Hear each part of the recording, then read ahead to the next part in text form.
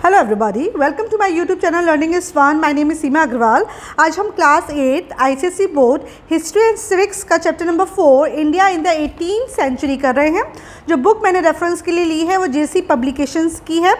आज के इस टॉपिक में हम डिस्कस करने वाले हैं कि 18th सेंचुरी में इंडिया किस तरीके से थी, क्या उसका स्टेटस था, कौन कौन से किंगडम्स उस वक्त थे, मुग़ल का स्टेटस क्या था। आपको पता है कि 18th सेंचुरी आते आते तक जो मुग़ल एम्पायर था उसका डिक्लाइन शुरू हो गया था, क्योंकि जो सक्सेसर्स थे बाद के वो काफ़ी वीक थे। तो लेटर पीरियड में मुग़ल्स कौन थे इसके बारे में हम जानेंगे। कौन कौन से रीजनल किंगडम्स आ गए थे, जैसे बंगाल में, अवध में, हैदराबाद में, रोहिलखंड में, भरतपुर में किस तरीके से जाट्स का पोजीशन थी, इन सब के बारे में हम देखेंगे। साथ में हम मराठास के बारे में भी डिस्कस करेंगे, जिसपे हम किस तरह से राइज ऑफ द पेशवाज हुआ, बालाजी विश्वनाथ के बारे में, बाजीराव फर्स्ट, बाजीराव के बारे में पढ़ेंगे। और हम देखेंगे कि थर्ड बैटल ऑफ पानीपत कहाँ हुआ था और फिर लास्ट में किस तरीके से मराठास का भी डिक्लाइन हुआ। ठीक है, तो चलिए आज का टॉपिक स्टार्ट करते हैं। वर्ड टू वर्ड एक्सप्लेनेशन में देने वाली हूँ उस टॉपिक का, ताकि आपको कोई भी कन्फ्यूजन नहीं रहे। आप बस अपनी बुक खोल लीजिए और साथ में वीडियो सुनते रहिए, आपको चैप्टर यकीनन पूरे अच्छी तरीके से समझ में आ जाएगा। Right, chapter number 4 India in the 18th century. Mohit was reading the newspaper when he came across an article on the Kohinoor diamond. Mohit newspaper पढ़ रहा था, तभी उसने एक आर्टिकल देखा कोहिनूर डायमंड के बारे में। आपको पता है कि इंडिया का सबसे बेशकीमती डायमंड जो था कोहिनूर था। He got to know that it is a beautiful diamond which was once in India until it was taken away by invaders। मोहित जानता था कि जो कोहिनूर था ये बहुत ही सुंदर डायमंड था और ये इंडिया का ही डायमंड था, लेकिन कुछ इन्वेडर्स आए थे, इन्होंने इंडिया से ये डायमंड लूट कर वो ले गए थे। He was shocked. He wanted to know who took it and what the circumstances of this invasions were। वो शॉक में हो गया था और वो जानना चाहता था कि क्यों वो इस कोहिनूर को लूट के ले गए थे, क्या सर्कमस्टांसेस थे उस वक्त इस अटैक के, जो इन्वेजन्स हुआ थे इंडिया में, किन कारणों से हुआ और उस वक्त इंडिया का स्टेटस क्या था। It was during the reign of Aurangzeb, the last Mughal emperor, that the Mughal empire began to decline। आपको पता है कि लास्ट मुग़ल जो एम्परर था, जिनके बाद से मुग़ल एम्पायर का डिक्लाइन यानी कि डाउनफॉल शुरू हो गया था, वो औरंगज़ेब थे। औरंगज़ेब के पहले जितने भी रूलर्स थे वो काफ़ी पावरफुल थे और काफ़ी बड़ी टेरिटरी उन्होंने अपने अंडर ले रखी थी और काफ़ी स्ट्रॉन्ग मुग़ल एम्पायर माना जाता था। लेकिन लास्ट जो स्ट्रॉन्ग मुग़ल एम्परर थे वो औरंगज़ेब थे। औरंगज़ेब के बाद जितने भी सक्सेसर आए थे वो मुग़ल एम्पायर को उतनी अच्छी तरीके से नहीं संभाल पाए, जिसकी वजह से मुग़ल एम्पायर का डिक्लाइन शुरू हो गया, यानी कि डाउनफॉल शुरू हो गया, यानी कि उनका बुरा समय स्टार्ट हो गया। The Mughal Empire decisively declined after Aurangzeb's death in 1707। जैसे ही औरंगज़ेब की मृत्यु हुई 1707 में, मुग़ल एम्पायर बुरी तरीके से ख़त्म होने की कगार पर आने लगा। The later Mughals, namely Bahadur Shah first, Jahangir Shah, Farrukhsiyar and Mohammad Shah were the kings who ruled after Aurangzeb. ये 4-5 प्रोमिनेंट नेम हैं जो औरंगज़ेब के बाद रूल किए थे, मुग़ल एम्पायर के राजा बने थे। दे वर वीक एंड इनएफिशिएंट। वो वीक राजा थे ये सारे, चाहे हाँ आप बहादुर शाह फर्स्ट की बात करें, जहांगीर शाह, फर्रुखशियार या मोहम्मद शाह के बारे में, किसी के बारे में हम देखें, ये लोग वीक थे और उतने एफिशिएंट भी नहीं थे।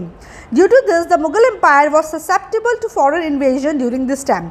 इसकी वजह से मुग़ल एम्पायर इतना कमज़ोर पड़ गया कि फॉरेन इन्वेडर्स जो थे उन्होंने इन पर आक्रमण कर दिया और मुग़ल एम्पायर ख़त्म हो गया। Nadir Shah invaded India during Mohammad Shah's reign. आपको पता है, ये नाम एकदम याद रखो नादिर शाह का। नादिर शाह ने मुग़ल एम्पायर पे तब अटैक किया था जब मुग़ल एम्पायर की कमान मोहम्मद शाह के हाथों में थी। मतलब उस वक्त मोहम्मद शाह जो थे वो मुग़ल एम्परर थे। उस वक्त नादिर शाह ने अटैक किया। Another invader was Ahmad Shah. Nadir Shah के बाद दूसरा जो इन्वेडर था वो अहमद शाह अब्दाली था। The invasions prove fatal to the Mughal empire, और ये इन्वेजन इतने खतरनाक थे कि मुगल एम्पायर का इन इन्वेजन्स की वजह से अंत हो गया। फैटल मतलब उसकी डेथ हो गई, यानी कि मुगल एम्पायर बुरी तरीके से नष्ट हो गया, तबाह हो गया। राइट, तो कौन से दो नाम हैं? नादिर शाह का नाम याद रखो और अहमद शाह अब्दाली का नाम याद रखो। इन्होंने किसके किसके राज के दौरान इन्होंने ये किया था अटैक? मोहम्मद शाह के रेन के द्वारा, मतलब जब वो राजा थे। The invasions proved fatal to the Mughal Empire. The Mughal Empire came to an end due to the devastating effects of these invasions. Actually जब ये invasions हुए, अटैक हुए मुगल एम्पायर के, तो इसका बहुत ही डिवास्टेटिंग इफेक्ट था, मतलब बहुत ही दुष्परिणाम निकला, जिससे Mughal empire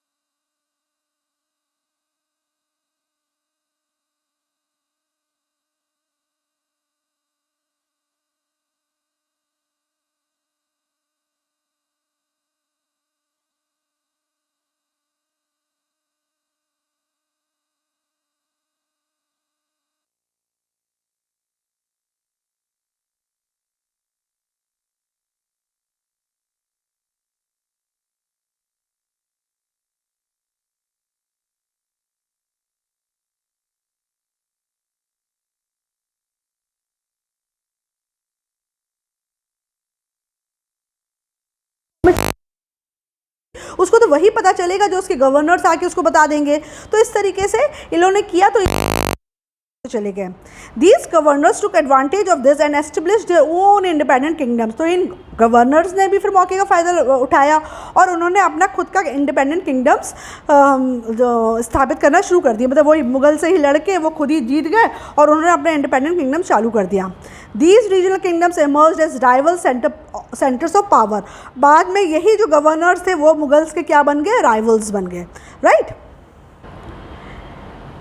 The later Mughals, when Aurangzeb died in 1707, his eldest son Bahadur Shah first ascended his throne। जब औरंगज़ेब की मृत्यु हुई 1707 में तो उनके जो बड़े बेटे थे बहादुर शाह फर्स्ट, उनको राजगद्दी मिल गई। He ruled till 1712 यानी 5 साल तक उन्होंने राज्य किया। Bahadur Shah first son Jahandar Shah became the ruler after him। Bahadur Shah first के बाद उनका जो पहला बेटा था जहांदर शाह वो राजा बन गया। The Sayyid brothers Abdullah Khan Bara and Hussain Ali Khan Bara started gaining power during his reign। अब जब जहांदर शाह मुग़ल के एम्परर थे उसी वक्त दो सैयद ब्रदर्स थे, अब्दुल्ला खान बारा और हुसैन अली खान बारा। इनकी जो पावर थी वो बढ़ती चली जा रही थी, मतलब ये ज़्यादा पावरफुल होते जा रहे थे एम्परर से। They became so powerful that they got Jahandar Shah murdered within 10 months of ascending the throne। ये दोनों सैयद ब्रदर्स इतने ताकतवर बन गए थे कि इन्होंने जहांदर शाह के राजा बनने के 10 महीने के अंदर उनको मरवा डाला। ठीक है, उनको मरवा डाला। After this Jahandar Shah nephew Farrukhsiyar became the king. और जहांदर शाह की मृत्यु के बाद जो उनका नेफ्यू था फर्रुखशियार वो राजा बन गया। Farrukhsiyar was fully controlled by the Sayyid brothers. और फर्रुखशियार को पूरी तरीके से कंट्रोल कौन कर रहा था, सैयद ब्रदर्स थे वो कंट्रोल कर रहे थे। मतलब वो अपनी उंगलियों में नचा रहे थे क्योंकि भैया उन्होंने ही फर्रुखशियार को ही बनाया था राजा। कौन था फर्रुखशियार? फर्रुखशियार जहांदर शाह का ही नेफ्यू था। उस फर्रुखशियार को भड़काकर जहांदर शाह को मरवा दिया इन सैयद ब्रदर्स ने। और फर्रुखशियार इन सैयद ब्रदर्स के हाथ की कठपुतली बन के रह गया, उनके इशारों में नाचता रहा। The Sikh general Banda Bahadur was also captured and killed during his reign. और इसी फर्रुखशियार के जब वो राजा था उसी दौरान जो एक बंदा बहादुर थे, बहुत प्रोमिनेंट नाम है, उनकी भी मृत्यु हो गई थी। उनको पकड़ लिया गया था और उनको मार दिया गया था फर्रुखशियार जब राज्य कर रहा था। He ruled from 1713 to 1719। करीब 6 साल इन्होंने राज्य किया। He was killed by the Sayyid brothers when he try to break free from their control. जब फर्रुखशियार इन सैयद ब्रदर्स से त्रस्त आके अपने आप को आज़ाद कराना चाह रहा था कि चलो हम इनके कंट्रोल से बाहर आ जाएं, तभी सैयद ब्रदर्स ने इसको भी मरवा डाला। ठीक है, तो पहले तो जहांदर शाह को मराया, फिर उन्होंने फर्रुखशियार जब उनकी इशारों पर नाचना से मना किया या आनाकानी करने लगा तो इन सैयद ब्रदर्स ने फर्रुखशियार को भी मौत के घाट उतार दिया। Within a year 2 more rulers were seated on the throne and removed by Syed brothers. और 1 साल के अंदर 2 और राजा आए जो कुछ दिन राज्य किए, लेकिन सैयद ब्रदर्स से को ये नहीं जमे और इनको भी हटा दिया गया। In 1720 Mohammad Shah was made the emperor by the Sayyid brothers. फिर फाइनली 1720 में मोहम्मद शाह को एम्परर बना दिया गया मुग़ल एम्पायर का सैयद ब्रदर्स के द्वारा। It was Mohammad Shah who put an end to the charades of the Sayyid brothers. और इस सैयद ब्रदर्स में लगाम किसने लगाई? मोहम्मद शाह। मतलब अब मोहम्मद शाह भारी पड़ गया सैयद ब्रदर्स पर। ठीक है, मोहम्मद शाह रूल्ड टिल 1748 और करीब 28 साल तक इसने राज्य किया। सैयद ब्रदर्स को उसने कंट्रोल में कर लिया। He enlisted help from some provinces and defeated the Sayyid brothers. Actually जो मोहम्मद शाह जब वो राजा बना 1720 में तो उसने आसपास के कुछ रीजन्स थे, प्रोविंसेस थे, उनकी मदद ली और इन सैयद ब्रदर्स को हरा दिया। ठीक है, अब इसकी सत्ता चलने लगी और करीब 1748 तक ये मुग़ल एम्परर बना रहा। The last Mughal emperor was Bahadur Shah Zafar. He was remove from the throne in 1858। सबसे जो लास्ट मुग़ल एम्परर थे वो बहादुर शाह थे और वो बहादुर शाह जफर थे और ये राजगद्दी से हटाए गए 1858 में बाय द ब्रिटिश, है ना। क्योंकि जब रिवोल्ट ऑफ 1857 हुआ था ना तो उसमें फिर एक एक्शन ब्रिटिशर्स ने यही लिया था कि बहादुर शाह जफर को हटा दिया था, उनको कैप्चर कर लिया था और मुग़ल एम्परर अपने में मिला लिया था। एम्पायर अपने में मिला लिया था, Mughal empire. In fact the British had occupied Delhi much earlier in 1803। हालांकि वो तो नाम को रह गया था मुगल एम्पायर, क्योंकि अब मुगल एम्पायर एक तरीके से काफ़ी हद कब्जे में आ गया था। 1803 तक ब्रिटिश के कब्जे में वो आ गया था, मतलब वो ही उसको चला रहे थे। और फाइनली इन्होंने 1858 में जो लास्ट मुगल एम्पर था बहादुर शाह जफर, उसको भी हटा दिया और पूरी तरीके से मुगल एम्पायर को अपने कंट्रोल में ले लिया था ब्रिटिशर्स ने। रीजनल किंगडम्स का क्या हाल था? With the decline of the Mughal empire arose the regional kingdoms. एक तरफ तो मुगल एम्पायर धीरे धीरे नष्ट होता चला जा रहा था, और दूसरी तरफ जो छोटे छोटे रीजन्स थे, रीजनल किंगडम से, वो अपने आप को फ्री करवाते जा रहे थे मुगल एम्पायर से, और वो क्रिएट होते जा रहे थे। These kingdoms were often farmer provinces of the Mughals that declared themselves independent. अधिकतर जो रीजनल किंगडम्स बन के तैयार हुए उस वक्त, वो एक समय पर मुगल एम्पायर के ही अंडर थे, उन्हीं के प्रोविंसेस थे। लेकिन जब मुगल एम्पायर वीक हुआ तो यहाँ के लोगों ने बगावत कर दी मुगल एम्पायर के खिलाफ, और अपने आप को आज़ाद करा लिया मुगल एम्पायर से। 3 ऑफ दीज वर, इनमें से नाम जो प्रोमिनेंट नाम था वो था बंगाल, अवध और हैदराबाद का। बंगाल में क्या हुआ? The governor of Bengal was Murshid Quli Khan. उस टाइम पे मुर्शीद कुली खान बंगाल के गवर्नर थे। ही एज्यूम्ड ऑफिस इन 1717 में ऑफिस संभाला था, गवर्नर के रूप में बंगाल की गद्दी संभाली थी। He broke away from the Mughal rule and establish independent rule. इन्होंने अपने आप को मुगल एम्पायर से आज़ाद कर लिया और अपना इंडिपेंडेंट रूल स्थापित कर दिया। मुर्शिदाबाद वॉज हिज कैपिटल, और इस वक्त बंगाल की कैपिटल किसको बनाई गई? मुर्शिदाबाद को। Shujauddin followed him to the throne of Bengal in 1727। इनके बाद जो नेक्स्ट जो बंगाल का राजा बना वो कौन था? सुजाउद्दीन था। 1727 में बंगाल की राजगद्दी को संभाला सुजाउद्दीन ने, ठीक है। ही रूल टिल 1739। फिर सुजाउद्दीन ने बंगाल की गद्दी संभाली 1739 तक। इसके बाद कौन आए? He was followed bye Ali वर्दी खान एंड सिराजुद्दौला। इसके बाद अली वर्दी खान आए और उसके बाद सिराजुद्दौला आए, ठीक है। The rulers of Bengal were efficient administrator. जितने भी राजा आए बंगाल के काफ़ी एफिशिएंट थे, बहुत अच्छे से उन्होंने एडमिनिस्ट्रेशन संभाला बंगाल का। Agriculture, trade and industry were giving an impetus bye them. इन्होंने बहुत अच्छा पुश दिया एग्रीकल्चर को और ट्रेड एंड इंडस्ट्रीज में, मतलब बड़ा अच्छी तरीके से एग्रीकल्चर भी फला फूला और ट्रेड और इंडस्ट्री भी बहुत अच्छे से फली फूली। तो बंगाल में काफ़ी अच्छे से शासन चला इन लोगों का। Loans were given to the poor farmers को लोन का सिस्टम भी इन्होंने चालू किया कि भाई लोन पे पैसा दिया, फिर उनकी जब आमदनी हुई तो इन्होंने जो लोन्स था वो रिटर्न कर दिया। कस्टम ड्यूटीज़ वर स्ट्रिक्टली कलेक्टेड, और कस्टम ड्यूटीज़ बड़े स्ट्रिक्ट तरीके से कलेक्ट करते थे हर किसी से। इस तरीके से इनका जो खजाना था वो भी भरा रहता था। Reform measures made Bengal one of the richest kingdom of India. इस तरीके से जब उन्होंने सुधार किया अपने एडमिनिस्ट्रेशन में तो बंगाल उस समय का one of the richest kingdom बन गया था। मतलब काफ़ी पैसा था उस वक्त बंगाल के पास, क्योंकि उनका जो एडमिनिस्ट्रेशन का जो तरीका था वो काफ़ी अच्छा था। In the coming years this wealth attracted the British to Bengal.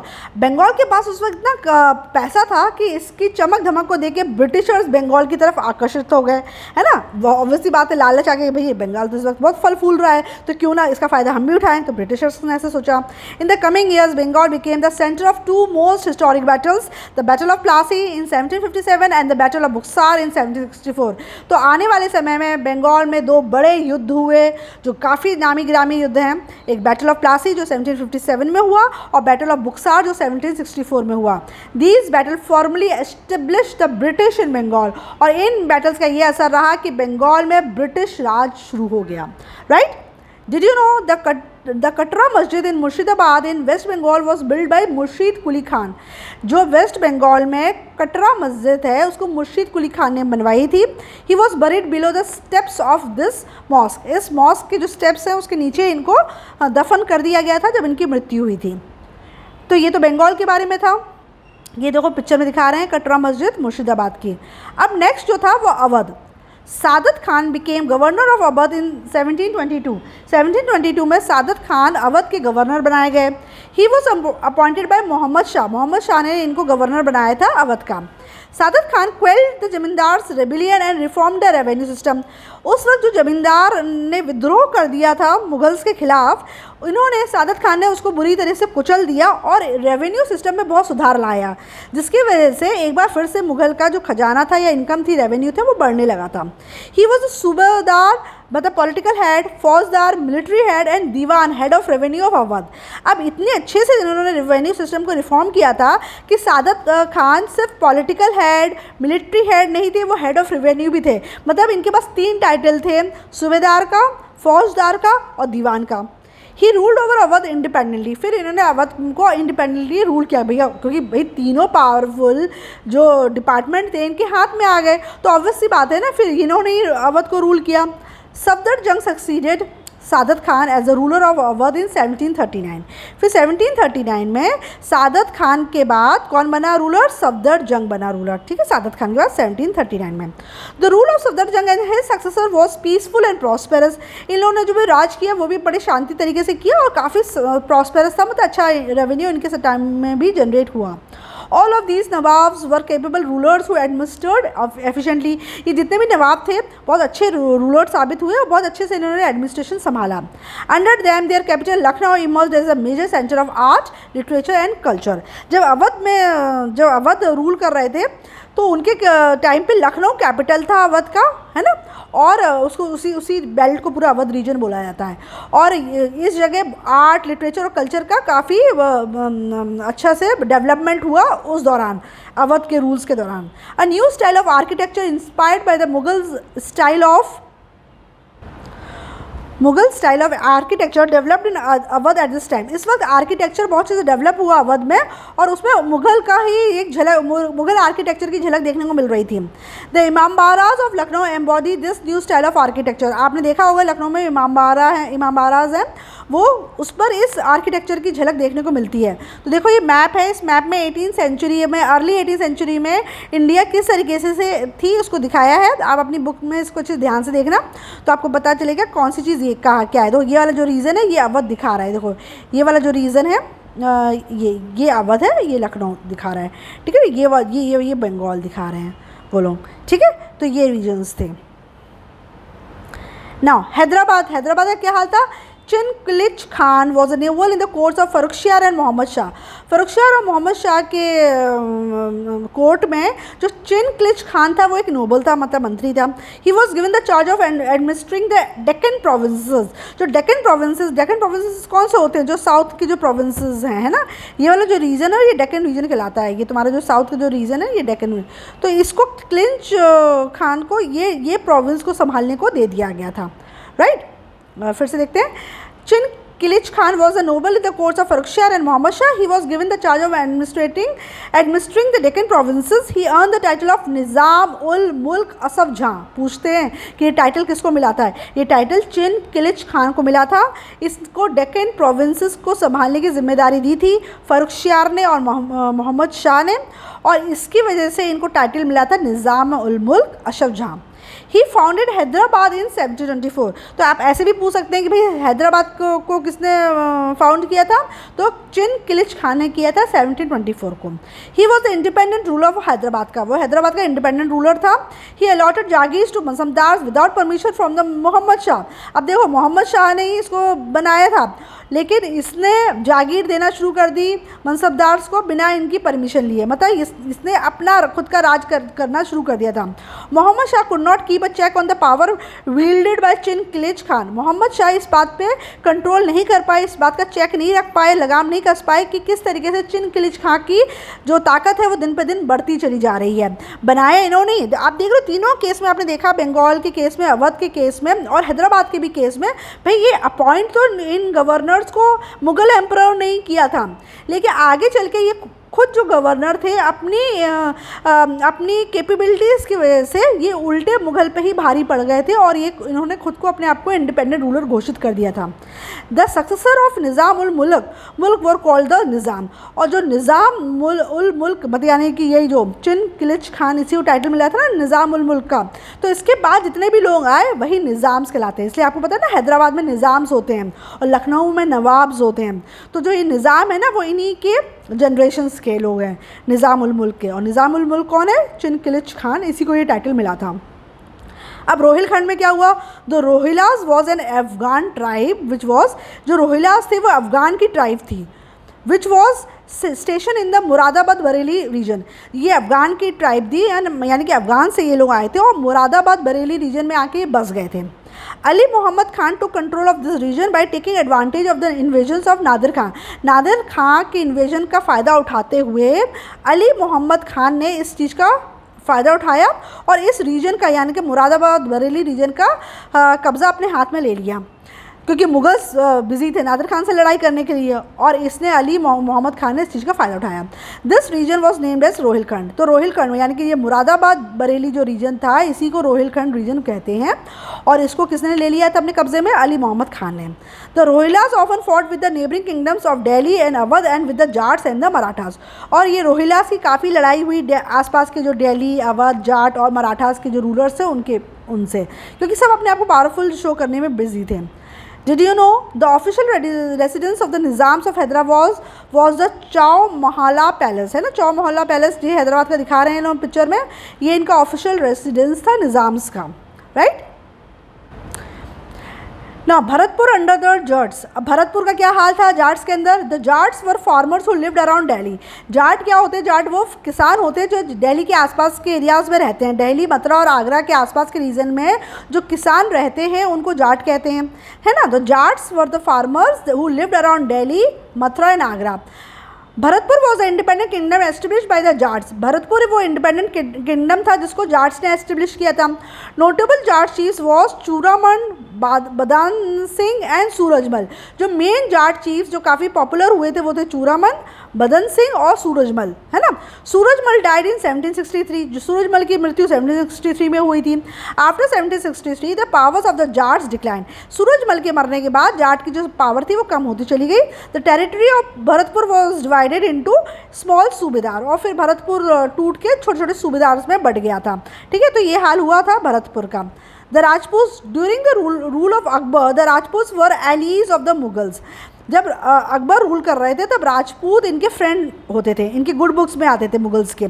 But due to Aurangzeb's policy many Rajput kingdoms had declared themselves independent by the 18th century. लेकिन औरंगजेब्स की अजीबोगरीब पॉलिसी से परेशान होकर बहुत सारे राजपूत किंगडम्स ने मुगल एम्पायर से नाता तोड़ लिया था और अपने आप को इंडिपेंडेंट घोषित कर दिया था बाय द 18th सेंचुरी, क्योंकि वो त्रस्त हो गए थे औरंगजेब्स की फालतू की पॉलिसीज़ को देख के, ठीक है। तो जो फ्रेंडशिप थी वो वीक हो गई थी इन लोगों के बीच में। Now Sawai Raja Jai Singh of Amber was the most powerful ruler of this period. Rajput में जो बहुत पावरफुल रूलर था वो था सवाई जय सिंह, ठीक है ना। He found the city of Jaipur, और इन्होंने जयपुर सिटी की वो की थी, खोज की थी, ठीक है ना। तो स्थापना की थी। तो आप देखना, आप जब जयपुर घूमने जाओगे तो आपको सवाई राजा जय सिंह का महल देखने को मिलेगा। उस टाइम के ये बहुत पावरफुल राजपूत रूलर थे एंड उस जयपुर को इन्होंने अपनी कैपिटल बना लिया था। He was pattern of science and learning. इन्होंने साइंस और लर्निंग में बहुत मतलब काफ़ी इसको सपोर्ट करते थे। He was particularly interested in astronomy. वो एस्ट्रोनॉमी में बहुत ज़्यादा इंटरेस्ट था उनको, मतलब स्पेस की इन्फॉर्मेशन में। And build many observatories in Delhi, Jaipur, Mathura, Ujjain and Banaras, modern day Varanasi. और बहुत सारे ऑब्जर्वेटरीज इन्होंने बनाई थी दिल्ली, जयपुर, मथुरा, उज्जैन और बनारस में, जिसको आज वाराणसी कहते हैं। तो अगर आपने जंतर मंतर देखा है तो राजा सवाई जय सिंह ने ही बनाया है, ठीक है, ये ऑब्जर्वेटरी, क्योंकि इनको खुद को एस्ट्रोनॉमी में बहुत इंटरेस्ट था और इन्होंने इस चीज़ को बहुत बढ़ावा दिया था। Jantar Mantar is the observatory that was build by Sawai Raja Jai Singh. The Jantar Mantar in Jaipur is a UNESCO world heritage site. ये जो पिक्चर में है ये आपको जयपुर का जंतर मंतर देखने को मिल रहा है। ये यूनेस्को वर्ल्ड हेरिटेज साइट है। ये एक ऑब्जर्वेटरी है जिसमें सूरज की पोजीशन और बाकी प्लैनेट्स की पोजीशन को लोकेट किया जाता है, और ये सवाई राजा जय सिंह ने ही बनवाया था अपने टाइम पर, ठीक है। तो ये तो जयपुर का हाल था या राजपूत का।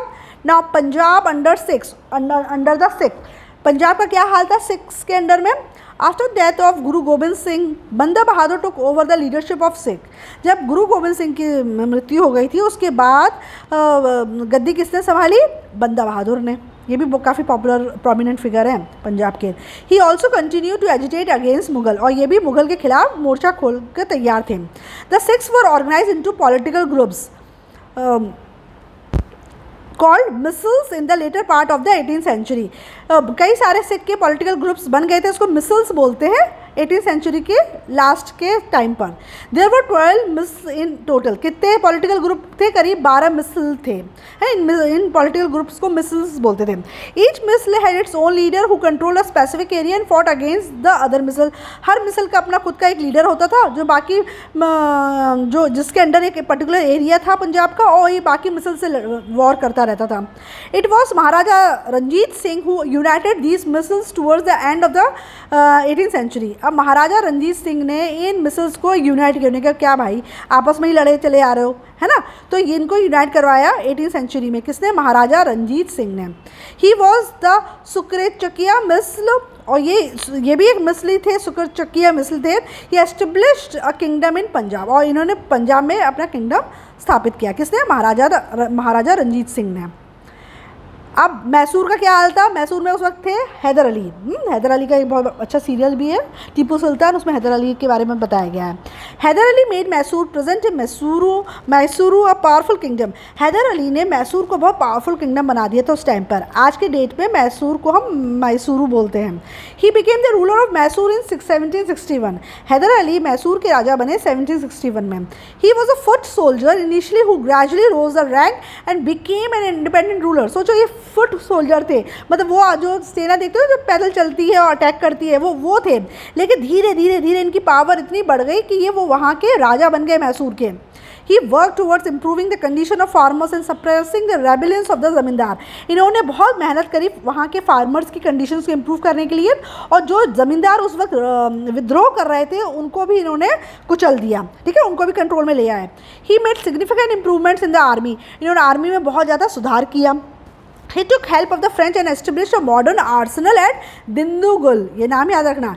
इन्होंने फ्रेंच की मदद से एक मॉडर्न आर्सेनल बनाया दिंदुगुल का। आर्सेनल क्या होता है? जहाँ पे वेपन्स वगैरह बनते हैं, है ना, हथियार बनते हैं।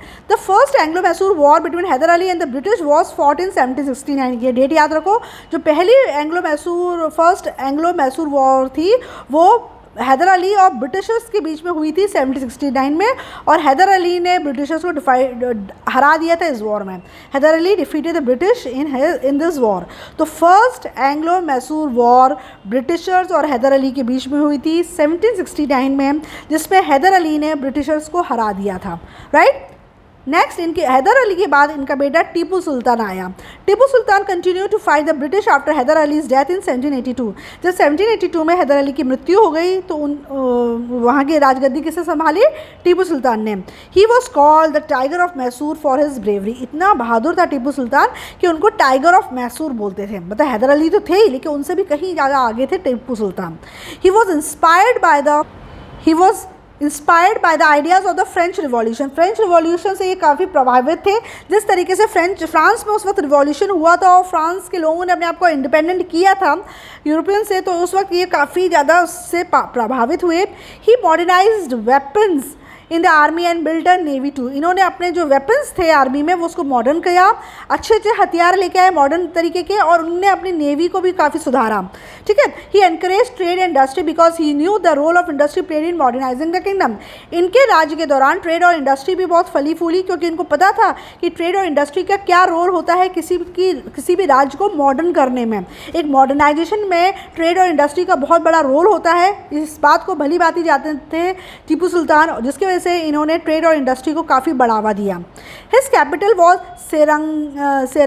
सेरिंगापट्टनम। ठीक है, ये नाम याद रखना। ठीक है, इतना बड़ा नाम है, प्रोनाउंसिएशन में ही गड़बड़ आती है। तो इस टाइम पे टीपू सुल्तान जब थे तो मैसूर का कैपिटल कौन था? Seringapatam. He died while defeating his capital against the British in 1799। फिर एक बार वॉर हो रही थी इनकी ब्रिटिशर्स से 1799 में, जिसमें ये हार गए थे अपनी कैपिटल को बचाते बचाते। ठीक है, तो ये शॉर्ट में दे दिया इन्होंने। नेक्स्ट है Marathas. The Marathas were minor chieftains of kingdom such as Ahmednagar, Bijapur and Golconda till the early 17th century. 17th century की शुरुआत तक जो मराठास थे ये छोटा से एक चीफ थे, छोटे से वो थे रूलर थे अहमदनगर, बीजापुर और गोलकोंडा के। ठीक है, यहीं के मेन वो थे ये लोग। till the early 17th century, ठीक है. advantage of the weak rulers of these kingdoms, the Marathas declared themselves independent. लेकिन ये यहाँ के मंत्री हुआ करते थे, लेकिन यहाँ के जो रूलर्स थे वो काफ़ी वीक थे, तो इन्होंने अपने आप को इनसे इंडिपेंडेंट करवा लिया, आज़ाद करवा लिया. The Maratha kingdom was founded by Shivaji in the Konkan region. Maharashtra के कोंकण रीजन में मराठा किंगडम की स्थापना करी थी शिवाजी जी ने, ठीक है. उसके पहले ये मामूली चीफ्टेन्स थे अहमदनगर, बीजापुर और गोलकुंडा के, right. The successor of Shivaji और वीक, लेकिन शिवाजी के बाद में जो लोग आए वो वीक थे. दे could not consolidate power and the Peshwas took over the Maratha kingdom, जिसकी वजह से क्या हुआ, वो अपनी पावर को एक साथ नहीं कर पाए और इसका फ़ायदा पेशवा जो होते हैं उन्होंने उठाया. The Maratha kingdom flourish under the Peshwa. जब पेशवा ने मराठा किंगडम की गद्दी संभाली तो मराठा किंगडम बड़ा फला फूला. Rise of the Peshwas, the Peshwas control the, मतलब मराठा किंगडम के सबसे अच्छे तो वो थे शिवाजी, लेकिन शिवाजी के बाद जो भी आए वो उतने पावरफुल नहीं थे, तो जो सत्ता थी वो मराठा से उठ के पेशवास के पास चली गई. The Peshwas control the Maratha empire from 1713 to 1761. 1713 से लेकर 1761 तक मराठा एम्पायर की सत्ता किसके हाथ में रही, पेशवास के हाथ में रही. शिवाजी का जो ग्रैंड सन थे Shahu appointed Balaji Vishwanath as his Peshwa. Shivaji के जो पोते थे शाहू, इन्होंने बालाजी विश्वनाथ को अपना पेशवा, यानी पेशवा का मतलब क्या होता है, चीफ मिनिस्टर, इन्होंने घोषित कर दिया था. Balaji Vishwanath was an efficient administrator and help Shahu govern the Maratha empire. काफ़ी अच्छे एडमिनिस्ट्रेटर थे बालाजी विश्वनाथ और इन्होंने शाहू को काफ़ी अच्छे से हेल्प करी मराठा एम्पायर को चलाने में. Gradually how the Peshwas came to rule the empire independently, और धीरे धीरे क्या होने लगा, यही पेशवा ही मराठा एम्पायर को रूल करने लगे, ठीक है ना. बालाजी विश्वनाथ 1713 से 1720. Balaji Vishwanath help expand the Maratha territory. Balaji Vishwanath ने शाहू की मदद करी थी मराठा टेरिटरी को एक्सपेंड करने में. To accomplish this he took advantage of the inefficiency of the latter Mughals. इस चीज़ को अकम्प्लिश करने के लिए उन्होंने उस टाइम पे जो वीक मुगल रूलर्स थे उनकी वीकनेस का फ़ायदा उठाया. He retrieve the territories once ruled by Shivaji. इन्होंने उस टेरिटरी पे दोबारा कब्जा कर लिया जो एक बार शिवाजी के कंट्रोल में थी. That Farrukhsiyar had brought under his control. Actually क्या होता है, एक टेरिटरी थी शिवाजी के कंट्रोल में थी, लेकिन फरुखशियार ने उसको एक वॉर में फिर से जीत लिया था. इन्होंने जो ये थे बालाजी विश्वनाथ, इन्होंने जब लड़ाई करी तो दोबारा ये जो टेरिटरी जो फरुखशियार के अंडर आ गई थी उसको दोबारा इन्होंने जीत लिया और अपने कंट्रोल में कर लिया. Marathas also gain the right to collect taxes called chauth and sardeshmukhi from 6 provinces in the Deccan. और इतना ही नहीं, मराठास को ये भी राइट मिल गया, अधिकार मिल गया टैक्स कलेक्ट करने का, तो जिसको चौथ बोलते हैं और सरदेश मुखी बोलते हैं. कहाँ से, डेक्कन के जो 6 प्रोविंसेस थे वहाँ से ये टैक्स कलेक्ट करते थे, जिसको चौथ और सरदेश मुखी कहते थे, जिसकी वजह से पेशवास का जो खजाना था वो भरने लगा. नेक्स्ट थे बाजीराव फर्स्ट, जो 1720 से 1740 तक चले. Balaji Vishwanath was followed by Bajirao first on the throne. Balaji Vishwanath के बाद राजगद्दी संभाली बाजीराव फर्स्ट ने. He was an able military general, वो भी काफ़ी अच्छा मिलिट्री जनरल था. He expanded the Mughal Maratha empire further, इसने और मराठा एम्पायर को बढ़ाया. He conquered Malwa, southern Gujarat and parts of Bundelkhand. इन्होंने मालवा, गुजरात का सदर्न हिस्सा और बुंदेलखंड को अपने साथ मिला लिया, जीत लिया इन्होंने, ठीक है. ही defeated the Nizam's of Hyderabad, यहाँ तक कि इन्होंने हैदराबाद के जो निज़ाम्स थे उनको भी हरा दिया. And earn the right to collect taxes from some provisions in South India, और जिसकी वजह से इनको साउथ इंडिया के कुछ प्रोविंसेस से टैक्स कलेक्ट करने की अनुमति मिल गई. He also wrested Salsette and Bassein from the control of Portuguese. इन्होंने सालसेत और बसाएं जो जगह थी पोर्तुगीज़ से जीत ली, इसको भी अपने कब्जे में कर लिया. Since he fought a number of battles all through his life, he is called fighting Peshwa. क्योंकि बाजीराव फर्स्ट का आधे से ज़्यादा जीवन बैटल्स को लड़ने में निकला, इसलिए इनको फाइटिंग पेशवा भी कहते हैं. काफ़ी एफिशिएंट थे, काफ़ी सारे बैटल्स इन्होंने जीते और इस तरीके से मराठा एम्पायर को इन्होंने काफ़ी बढ़ाया. देखो ये है स्टैच्यू ऑफ पेशवा बाजीराव, ठीक है. इसके बाद आए बालाजी बाजीराव, जो 1740 से 1761 तक चले. Balaji Bajirao succeeded Bajirao first as a Peshwa of the Maratha empire. Bajirao first के बाद आए और ये मराठा एम्पायर के क्या बन गए, सक्सेसर बन गए. He was also known as Nana Saheb. आप याद रखो, बालाजी बाजीराव को नाना साहेब बोलते हैं, ठीक है, कंफ्यूज मत होना, सारे नाम मिलते जुलते हैं। When Sahu died in 1749 he took over the role of the head of the Marathas। जब साहू जो शिवाजी के ग्रैंड सन थे, इनकी मृत्यु हुई थी 1749 में, तो इन्होंने ये मराठा के हेड बन गए थे। He shifted the capital of the Maratha Empire from Satara to Poona. इन्होंने मराठा एम्पायर का जो कैपिटल सतारा में थी उसको पूना शिफ्ट कर दिया, जिसको आज हम प्रेजेंट डे में पुणे बोलते हैं। Under him the Maratha empire reach its zenith. और बालाजी बाजीराव के शासन के दौरान मराठा एम्पायर अपने चरम सीमा पे था, जेनिथ पे था, मतलब बहुत ज़्यादा फल फूल रहा था। He expanded the Maratha territory as far as Punjab and Rajasthan in the north and Bengal and Orissa, modern day Orissa in the east. तो जो तुम्हारा मराठा एम्पायर था वो काफ़ी जगह फैल गया था, पंजाब और राजस्थान में पहुंच गया था नॉर्थ तक। तो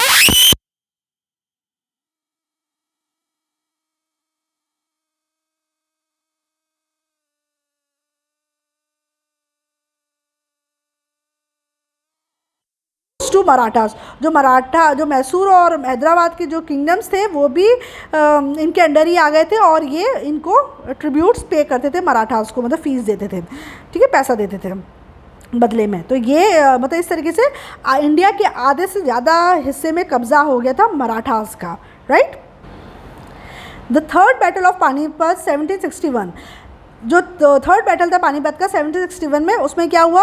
the third battle of Panipat was fought between Balaji Bajirao and the Afghan forces led by Ahmad Shah Abdali in 1761। तो स्टार्टिंग में भी हमने जिक्र किया था, जो थर्ड बैटल ऑफ पानीपत था वो मराठा के जो थे बालाजी बाजीराव उनके बीच में, और अहमद शाह अब्दाली जो अफगान का रूलर था, उनके बीच में ये लड़ाई हुई थर्ड बैटल ऑफ पानीपत 1761 में। ठीक है, आप याद रखो, थर्ड बैटल ऑफ पानीपत 1761 में हुआ था। किन के बीच में हुआ था? बालाजी बाजीराव और अफगान फोर्सेस का हेड अहमद शाह अब्दाली के बीच में। Conflict between the two parties had arisen when Balaji Bajirao attempted to expand his empire in the north. इनके बीच में तनातनी तब शुरू हुई जब बालाजी बाजीराव अपना एम्पायर नॉर्थ में भी फैलाना चाहते थे। ठीक है, तो ये चीज़ पसंद नहीं आई अहमद शाह अब्दाली को। The Marathas were defeated by Afghans in this battle since they had no allies. इस बैटल में मराठास हार गए अफगान्स के द्वारा, क्योंकि उस वक्त मराठा का कोई भी फ्रेंड उनको सपोर्ट नहीं किया था। On the other hand the Afghans were held by Nizamuddaula of Rohilkhand and Shujauddaula of Awadh. और दूसरी तरफ जो अफगान्स थे उनकी मदद करी थी रोहिलखंड के निज़ामुद्दौला ने और अवध के सुजाउद्दौला ने, जिसकी वजह से अहमद शाह अब्दाली जीत गया था थर्ड बैटल ऑफ पानीपत में और उसने मराठास को हरा दिया था। इसके बाद मराठास का डिक्लाइन शुरू हो गया। The Maratha empire despite its resplendence decline due to the number of factors. सोचो, एक समय पे ऐसा था कि मराठा का परचम फैला रहा था, आधे से ज़्यादा इंडिया पे मराठास का राज था, तो भी मराठास का डाउनफॉल हो गया। क्यों हो गया? पहला रीज़न है lack of unity among the Maratha chief was the primary reason for the decline of the Maratha empire. Actually जो मराठा चीफ थे उनमें आपस में यूनिटी नहीं थी, जो एक कारण बना मराठा एम्पायर के डिक्लाइन का। The 5 groups, Peshwas of Poona, Gaekwads of Baroda, जिसको हम प्रेजेंट डे में वडोदरा बोलते हैं, Bhonsles of Nagpur, Holkars of Indore and Scindias of Gwalior were often at war with each other. ये जो 5 ग्रुप थे मराठा एम्पायर के, पेशवास, पूना के पेशवास, बड़ौदा के गायकवाड्स, नागपुर के भोंसले और इंदौर के होलकर्स और ग्वालियर के सिंधिया, ये आपस में ही लड़ते रहते थे, है ना। सबसे बुरी बात जो थी वो यही थी। This mutual jealousy led to disunity among them. तो ये आपस में जेलेसी थी इनके बीच में, जिसकी वजह से इनमें आपस में बनती नहीं थी, है ना। तो ऑब्वियसली बात है, जब आपस में आप लोग नहीं बनाओगे तीसरा इसका फ़ायदा उठाएगा। नेक्स्ट रीज़न जो था, the Marathas alienated other rulers by raiding their kingdoms and levying taxes and tributes on them. Marathas ने बाकी रूलर्स को अपने खिलाफ इसलिए कर दिया था क्योंकि वो उनके किंगडम्स में अटैक करते थे और उनके ऊपर फिर उनको हरा के उन पर भारी भरकम टैक्स लगाते थे। ठीक है, और जिसकी वजह से ये सारे किंगडम्स उनके खिलाफ होते चले गए। The Marathas did not do much to improve the living conditions of the people in their kingdoms. Marathas का मेन जो कॉन्सेंट्रेशन था वो युद्ध लड़ने में था, अपने लोगों की लिविंग कंडीशंस को सुधारने में इन्होंने कोई खास कंट्रीब्यूशन नहीं दिया, जिसकी वजह से क्या हो गया, इनको अपने ही जनता का सपोर्ट नहीं मिला। This man they could not Garner a lot of support from the people. तो उनकी प्रजा ही उनसे खुश नहीं थी। तो जब बैटल्स हुए तो उनकी ही जनता ने उनका साथ नहीं दिया मराठास का। भाई तुम युद्ध तो लड़ रहे हो, लेकिन अल्टीमेटली ये भी तो सोचो कि तुम ये लड़ाई किसके लिए लड़ रहे हो, अपनी जनता की, अपनी प्रजा के लिए लड़ रहे हो, तो उनका तो भला कर दो। मराठास यहाँ पर वीक पड़ गए, यहाँ पर उनसे चूक हो गई। वॉर लड़ते रहे, एम्पायर बढ़ाते रहे, लेकिन अपने लोगों की खुशहाली के लिए, लिविंग कंडीशंस को इम्प्रूव करने के लिए उन्होंने बहुत ज़्यादा स्टेप्स नहीं लिए, जिसकी वजह से इनकी जनता इनके खिलाफ थी या खुश नहीं थी, सपोर्ट नहीं किया।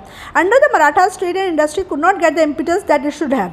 अच्छा, इस मराठास के टाइम पे ट्रेड और इंडस्ट्री को भी कोई खास बढ़ावा नहीं मिला। They did not encourage science and technology as much they should have. इन्होंने साइंस और टेक्नोलॉजी में बहुत ज़्यादा कंट्रीब्यूशन नहीं किया, ना उसको बढ़ावा दिया। They did not adopt modern warfare techniques and could not build a modern army of themselves. इन्होंने अपनी जो वॉरफेयर टेक्निक्स हैं उनको भी मॉडर्नाइज नहीं किया और अपनी मॉडर्न आर्मी नहीं बनाई, वही पुराने तरीके से ही लड़ाई करते रहे। तो ऑब्वियस सी बात है, जो नए लोग आएंगे, नए टेक्निक को लेके आएंगे, वो इन पर भारी पड़ गए। The defeat in the third battle of Panipat prove decisive for the Marathas. और जो थर्ड युद्ध हुआ पानीपत का, थर्ड बैटल हुआ पानीपत का, वो मराठास पर फाइनल प्रहार था और मराठा किंगडम का अंत हो गया। They could not build an all India empire as they had envision. और जो उन्होंने सपना देखा था पूरी इंडिया पे अपना एम्पायर बनाने का, वो सपना उनका ध्वस्त हो गया। Many Maratha chief broke free from the empire and establish their own small independent kingdoms. जब मराठा एम्पायर का अंत हुआ तो बहुत सारे मराठा चीफ ने अपने आप को मराठा एम्पायर से अलग कर लिया और अपने छोटे छोटे किंगडम्स बना लिए। This give the English East India Company a chance to tighten its hold over India. और इससे क्या हुआ, इससे इंग्लिश ईस्ट इंडिया कंपनी को ये मौका मिला कि उसने अपनी पकड़ इंडिया के ऊपर बना ली। और इसके बाद फिर इंडिया पर रूल किसने किया था, इस ईस्ट इंडिया कंपनी ने। ठीक है, तो ये था India in the 18th century. हमने देख लिया कि क्या हाल मुग़ल का हुआ, मराठास किस तरह से पहले फले फूले और फिर किस तरह से उनका डिक्लाइन हुआ। तो ये सारा था इस चैप्टर में। मैंने इसका एक शॉर्ट्स भी अपलोड किया है अपने चैनल पे, जिस पे मैंने इसकी एक्सरसाइजेस दे दी हैं। आई होप ये चैप्टर आपको अच्छे से क्लियर हो गया होगा। फिर भी अगर कुछ डाउट है तो आप कमेंट सेक्शन में पूछ सकते हैं। अगर आपको मेरे चैप्टर का एक्सप्लेनेशन का तरीका पसंद आ रहा है तो please like, share and subscribe to my YouTube channel. और प्लीज़ मुझे बताते रहिए कि आप और किस टॉपिक में वीडियोज़ देखना चाहते हैं। Thank you.